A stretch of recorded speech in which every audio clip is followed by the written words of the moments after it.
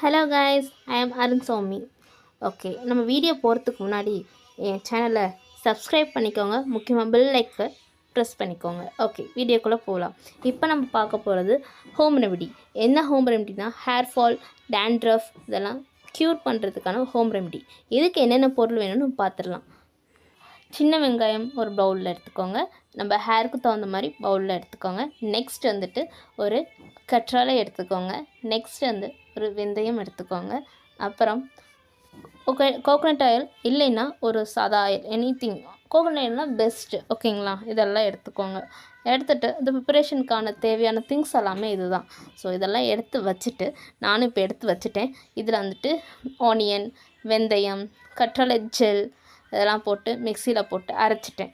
அரைச்ச உடனே நல்ல ஒரு சாஃப்டான ஒரு கண்டிஷனில் கிடச்சிடும். நெக்ஸ்ட்டு வாட்டிகா ஆயில் தான் என்கிட்ட இருந்துச்சு, கோகோனட் ஆயில் இல்லை. ஸோ அதை போட்டு நல்லா டைல்யூட் பண்ணிவிட்டு நெக்ஸ்ட்டு என் ரூட்டில் எல்லாமே, அதாவது வேர்களில் எல்லாத்துலேயுமே நான் தான் அப்ளை பண்ணிக்கிட்டேன். ஸோ நல்லா மசாஜ் கொடுத்துக்கிட்டேன். எங்கெல்லாம் டேண்ட்ரஃப் அதிகமாக இருக்கும் அங்கெல்லாம் நல்லா போட்டு தேய்ச்சிக்கோங்க. இச்சிங்னஸ் இருக்கிற இடத்துலையும் நல்லா போட்டு தேய்ச்சிக்கோங்க. ஸோ நல்லா மசாஜ் கொடுத்துட்டே இருங்க. டேண்ட்ரஃப் இருக்கிற இடத்துல மட்டும் முக்கியமாக நல்லா சுரிஞ்சு, அதாவது நல்லா மசாஜ் பண்ணிக்கோங்க.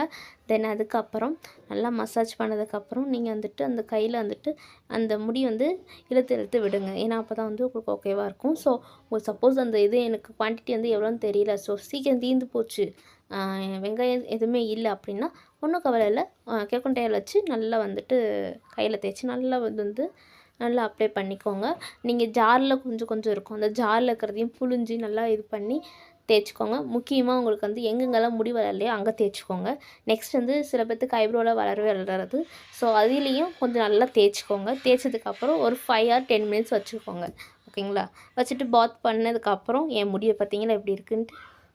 ஃபஸ்ட்டு எப்படி இருந்துச்சு, இப்போ எப்படி இருக்குது.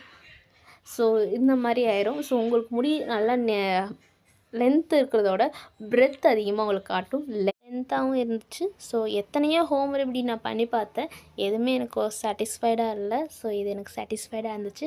ஸோ உடனே நான் பண்ண உங்களுக்கு சொல்லணும்னு தோணுச்சு, அதனால் சொன்னேன். Okay, thank you.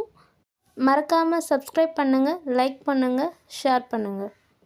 தேங்க்யூ ஃபார் வாட்சிங். பாய்.